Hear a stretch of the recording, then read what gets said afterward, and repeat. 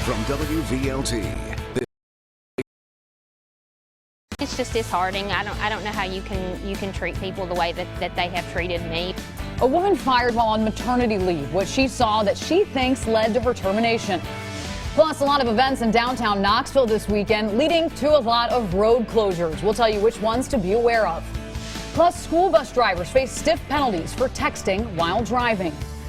Good Saturday morning. I'm Kelsey Leyrer. And I'm Whitney Kent. Good morning. So happy to have Whitney here today. She was playing some good music, getting us pumped up. It's true. I mean, you got to get ready in the morning. You got to get some energy, because if not, you're just like a slug. Unfortunately, she's not bringing the sunshine, though. I know, it's really a sad forecast. Well, I mean, it's going to be comfortable, I guess you could say. Temperatures, though, are going to warm up. We're in the 60s right now, so we are looking at... Well, new this morning, arson investigators are looking into an early morning fire at an apartment in South Knoxville. It all happened at the Southfield Apartments on the 4200 block of Coffee Street. Firefighters say the fire was contained to just one apartment. No one was in the home at the time, but one cat and two kittens died in the fire. A spokesperson with the fire department says the inside of the apartment is completely gutted. No word yet on the cause. Fire during maternity leave. That's what a Wartburg woman says happened to her. City leaders voting her out while she was taking care of her newborn baby. She says what she saw on the job may have led to her termination. So what did she see, and how did the city handle our questions? Our Heather Burrian has the story you'll only see here on Local 8 News. What you doing, huh? 8 News. Our emails to the city attorney have not yet been answered. Firing someone for being on maternity leave is illegal, but Wartburg officials say they've done nothing wrong. Hamby's attorney thinks the city has violated the law. Well, suspects, none. Charges, not yet. The family of 12-year-old Juwan Latham is frustrated that his killer hasn't been found. His mother and sister spoke with Local 8 News about their growing anger. Juwan died 2 weeks ago, and Knoxville police haven't charged anyone in his death yet. We've told you about several persons of interest in Juwan's case arrested on unrelated charges. The family says they haven't heard from investigators at all for an update, and they're hearing about persons of interest on TV. As far as the investigation goes, no one has contacted me. It's still an ongoing thing that no one has control over. A $17,500 reward is on the table for any information leading to the arrest of Juwan's killer, and a millionaire from Florida pledged $20,000 to the family. When your kids are on the school bus, you need their driver focused on the road. So parents, you're going to like this new law. There's a harsher punishment if drivers are caught texting behind the wheel. In fact, electronic devices in general cannot be used while driving a school bus. The bill was passed after the deadly Knox County crash that killed 2 students and a teacher's aide. If caught, it could mean a Class A misdemeanor. The driver faces a mandatory 30-day jail sentence plus a $1,000 fine. And if convicted, they're banned from ever driving a school bus again. The law goes into effect this July. A Chinese man accused of selling U.S. nuclear secrets to China pleaded not guilty. Court documents say Alan Ho worked with several people, including a TVA employee who lives in Knoxville. Ho is accused of getting the TVA employee and others to travel to China to provide help with developing and producing special nuclear material. And on to a developing story we have been following for you. A man who claimed a bear attacked him now admits he made it all up, and he's going to jail. Michael Savage of La Follette pled guilty to filing a false report after he faked a bear attack back in September. Savage was sentenced to 95 days in jail, 2 years probation, and over $3,000 in court fees. Savage said he was attacked while walking on Demery Road. TWRA said there was no evidence to support his story. Well, there's a lot going on in downtown Knoxville this weekend. You have the Dogwood Arts finale, several 5Ks, and a whole lot more. And that means, of course, a lot of traffic. So you probably want to head out the door just a little bit earlier than usual. On top of that traffic, there'll be road closures that might mess up your drive. Here's what you need to know. These closures are in effect through Sunday night at 10 o'clock. First off, you have Market Street between Clinch and Union Avenues. Then Union Avenue between Walnut and Gay Streets. Plus parts of Clinch Avenue will be closed in that same area as Market and Gay Street. There will also be a rolling street closure in Sequoia Hills this morning for the Dogwood Classic 5K. Also, one more thing, overnight repaving on 75 and 40. We're going to have the full list of all those closures on local8now.com. And coming up next, we're checking in with Whitney Kent in the Weather Center. She's going to tell us if there's any point this weekend where it won't be raining and when that's going to be. Weekend, everybody. Bacteria. All the time we hear it's bad for you, but there's a lot of good bacteria that you actually need. Up next, Danny's shopping with a doc to show you why you might want to add kefir to your grocery list. Hand sanitizer and antibiotics kill off those germs that make us all sick. But it's also killing the good bacteria. In this week's Shop with the Doc, Local 8 News reporter Danny Roberti introduces us to a product that puts its back in your body. It's called kefir. The strong. To you. All right, thanks, Whitney. Well, we all have that person we look up to. For some, it's a teacher, maybe a parent, or perhaps an all-star athlete. When we come back, we're going to show you what happens when this little girl meets her hero, the garbage man. Stay with us. Well, a young girl in Illinois has found a new hero, and she didn't have to travel far to find him. Just to the end of her driveway, Brooklyn Andrak has formed a special bond with her garbage man.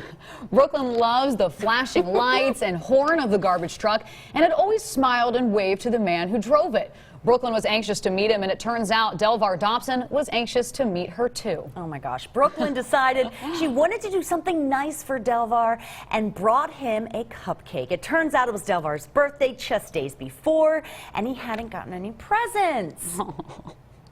Regardless of the title or the kindness. Oh, Dobson is also a mentor to children. He says other children in the community also run out to see the smiling garbage man. It's how he knows he's fulfilling his life's mission. I love that story. So cute. Oh, that was so fantastic. Cute. Well, here's another really cute one. Not many 3-year-olds get to ride in a giant bulldozer or other heavy-duty construction equipment, and not many toddlers are offered a job. A Kingston boy can check all that off his list now. And you probably recognize little Sam Curry, becoming quite a celebrity since his snow plowing days back in January. And yesterday, he got an upgrade to his equipment. That story is next. Well, 6:29 here this Saturday morning. Good morning. I'm Kelsey Leyrer. And I'm Whitney Kent. Welcome to Saturday. It's finally here. Finally. I know. I feel like every day I just count down the days until Saturday, and we're finally here. Unfortunately, we were so lucky to have some great weekends weather-wise the past couple weekends. Unfortunately, I guess today and this weekend isn't necessarily the case. Not so much. But the good news is we're getting a cold front coming through. That's why we have so many showers and storms. So temperatures won't be so hot. I mean, this week, add some rain in your forecast. Well, the moment when your teenager gets their driver's license is full of anxiety for a lot of parents, and the popular app Snapchat isn't making it any easier. A lawsuit filed by a couple in Georgia claims the filter encourages drivers to speed. That's after a teenager hit them while tracking herself driving more than 100 miles per hour. Experts say if a driver looks away from the road for just 6 seconds going 60 miles per hour, they've covered the length of more than 2 football fields. Now, some parents are making their teens sign contracts before hitting the road. Hear it buzzing or ringing multiple times, pull over, and to take away driving privileges. If you want to make sure your teen is driving safe, there are apps that can monitor where they are and how fast they're traveling. We have a list of those on our website, local8now.com. And Knox County Schools just got... Are you ready to get that garden going? Well, before you dig into the dirt, keep in mind what might be underneath. Since April is Safe Digging Month, we caught up with KUB to see what you need to know before you start any new outdoor projects. They encourage you to call before you dig to make sure you're not at risk of hitting an underground power line. Before you do any hitting an underground utility. An easy call to 811 before you dig can help avoid costly repairs to underground utility lines. You can visit KUB.org for more information. And if you're looking for a job... Well, sometimes you just have to have a little bit of fun on social media. Oh my gosh, I love this. Knoxville and Knox County mayors did a little back and forth on Twitter. Take a look. They are so funny. Mayor Tim Burchett set the tone here. He took a picture of a road where a brick was missing and said, "Dadgummit, Mayor Rogero, you almost made me drop my barbecue." And then, of course, Mayor Madeline Rogero responded, "I have an independent, reliable report that you removed that brick for your own personal collection. please return it. I love that. All in good fun. I know. They're great. I love They it. always poke fun at each other. It's so funny just to witness. Well, back in January, we shared the story of Sam Curry, a Kingston 3-year-old who plowed the snow from his neighbor's driveways. All right, the pictures of him using his tyke-sized bulldozer went viral and made national news. But as Kelsey, this one right here, shows us, he got a bit of an upgrade. Now, and whenever he's ready to work, he's got a job. Maybe you should get his license first, but there you go, Sam. You got it all. Well, this isn't the first time Sam's been honored. Back in January, he got to ride along on a real snowplow, and the city of Kingston named March 8th Sam Curry Day. Very, very impressive for a 3-year-old. Well, now we want to head over to Whitney. And Whitney, we don't have any snow coming in. Nothing for Sam to do plow-wise, huh? Well, thank goodness. He could help me in my garden, though, if he would like. I mean, I could use some hole digging, you know? Anyway, forecast today. A Donald Trump rally in Southern California was the scene of some of the worst political violence of the presidential campaign so far. Hundreds of protesters swarmed the streets, vandalizing cars and injuring at least one Trump supporter. The disturbances went on for hours, and when it was over, police had arrested 17 people. Carter Evans is at a police station in California with the latest. CBS News, Costa Mesa, California. Indiana is the next state to go to the primary polls next week, and one county there has a little bit of a reputation for picking our nation's next leader. Vigo County, about 80 miles southwest of Indianapolis, has successfully chosen 30 of the last 32 presidents, dating back to, get this, 1888. So who do they think it'll be this year? Some say Trump, others have a different idea. I do not like him at all. The government facilities in Oak Ridge are the center of a community known for the longest time as the Secret City. But what's not a secret is the volunteer spirit that our own Marco Villarreal shows us has become a tradition for 20 years. Marco Villarreal, Local 8 News. And by the way, all the materials used in building different recreational areas of the Great Smoky Mountains National Park are bought by Consolidated Nuclear Security, the current Y-12 contractor. We always evaluate how we can keep our community safe, and this was just kind of like the next logical step for us for commencement. Up at UT this year for graduation, you should plan extra time to get in. We've got a few tips from UT to speed things up just a little bit. Don't carry purses or other bags inside unless you really need to. And if you do, make sure they're open and ready for inspection. And they say it's a good idea to just bring the camera in and leave the camera bags back in the car. Commencement is planned for May the 12th through the 14th at Thompson Bowling Arena. More tips from UT are on local8now.com. Well, teachers are always looking for new ways to help students succeed in the classroom. Kids at Tate School in Knoxville will soon have a furry friend to help them learn. This is Luna. Look at her. So cute. She is a 2-year-old golden doodle who is one of the many dogs to visit classrooms regularly. The school is partnering with the University of Tennessee's College of Veterinary Medicine to welcome therapy dogs on campus. Research has shown that pet therapy is a positive form of support. That increases. 6:50 is your time here, and summer is right around the corner, and that makes this delicious dish even better. Mr. Food joins us in making icebox salad. Hi, welcome back. Well, if you're looking for something to do this weekend, we've got you covered. We're taking a look at your weekend planner. Favorite time of the day over here.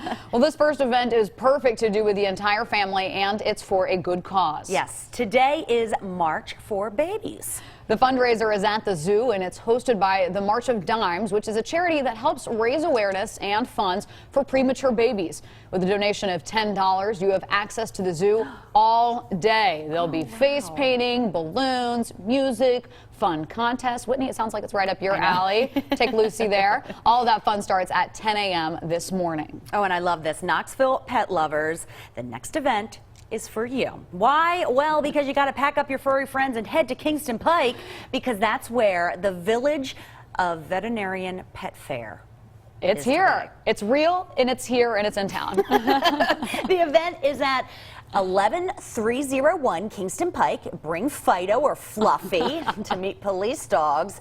There's going to be free drinks and food and raffle, and I could just go on forever. If it rains, don't worry because it's still happening, baby. I love it. I was having fun just listening to you read it, so I'm continuing. I'm sure that would just be fun to be there for sure. Yes, definitely.